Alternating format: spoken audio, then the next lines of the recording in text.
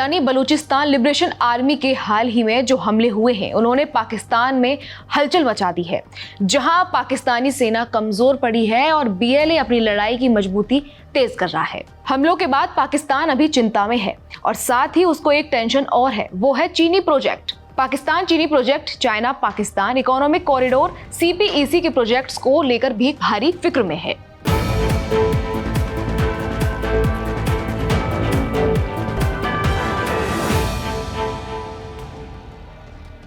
पिछले हफ्ते जाफर एक्सप्रेस को हाईजैक करने के बाद बीएलए ने रविवार को एक बार फिर बलूचिस्तान में पाकिस्तानी सेना पर भीषण हमला किया था। बीएलए ने पाकिस्तानी सैनिकों को ले जा रही एक बस को उड़ा दिया और दावा किया कि उसके हमले में कम से कम 90 सैनिक मारे गए हैं। इन हमलों को देखते हुए चीन ने पाकिस्तान में अपने प्रोजेक्ट्स और नागरिकों की सुरक्षा के लिए पाकिस्तान को सैन्य मदद देने की बात रखी है। पाकिस्तान में चीनी नागरिकों पर बढ़ते आतंकी हमलों को देखते हुए चीन ने हाल ही में पाकिस्तान के साथ private security and military contract sign किया है। ये कॉन्ट्रैक्ट CPEC के अलग अलग प्रोजेक्ट्स पर काम कर रहे चीनी इंजीनियरों और मजदूरों की सुरक्षा के लिए किया गया है। चीन ने पाकिस्तान में अपने नागरिकों की सुरक्षा के लिए अपने 3 प्राइवेट कंपनियों Dewe Security, Frontier Service Group, China Overseas Security Group और हुआक्सिन झोंगशान सिक्योरिटी सर्विस को भी नियुक्त किया है।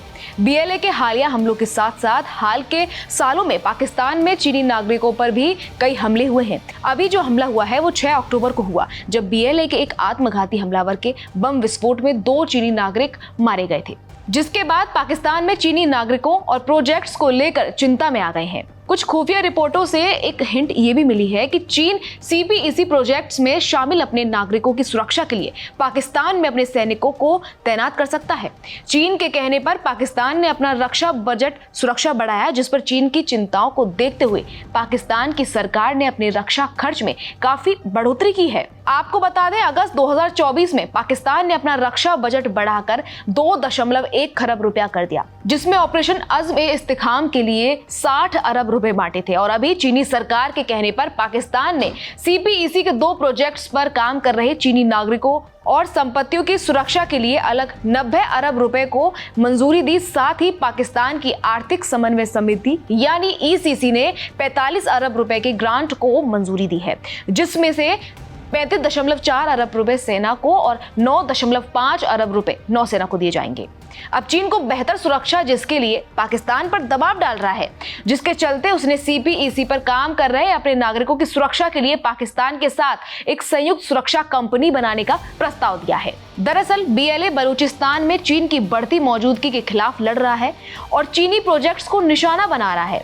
चीन पाकिस्तान पर दबाव बनाते हुए मांग कर रहा है कि वो आतंकवाद विरोधी समझौते पर साइन करे, ताकि देश में अपने इन्वेस्टमेंट और नागरिकों की सेफ्टी के लिए चीनी सैनिकों को तैनात किया जा सके। पाकिस्तान में बढ़ते तनाव और लगातार हमलों के चलते चीन ने अपने नागरिकों और इन्वेस्टमेंट की सुरक्षा के लिए पाकिस्तान में सेना की तैनाती का जोर दिया है।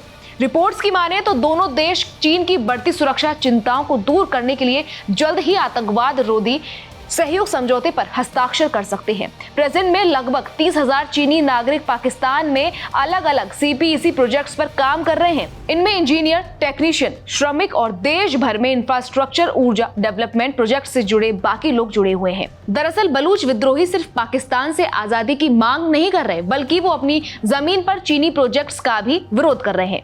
बलूचों का कहना है कि चीन उनके संसाधनों को लूट रहा है। बलूच विद्रोहियों ने बलूचिस्तान को चीन के शिनजियांग प्रांत से जोड़ने वाली CPEC प्रोजेक्ट्स पर काम कर रहे चीनी श्रमिकों पर भी कई हमले किए हैं। बलूचिस्तान एक रिसोर्स रिच एरिया है, जहां प्राकृतिक गैस, कोयला, तांबा और काफी वैल्यूएबल मिनरल हैं। बलूचों का मानना है कि पाकिस्तान और चीन मिलकर इन खनिजों को लूट रहे हैं और बलूचों का शोषण हो रहा है। फिलहाल इस रिपोर्ट में इतना ही। बाकी तमाम खबरों को जानने के लिए देखते रहिए ABP लाइव।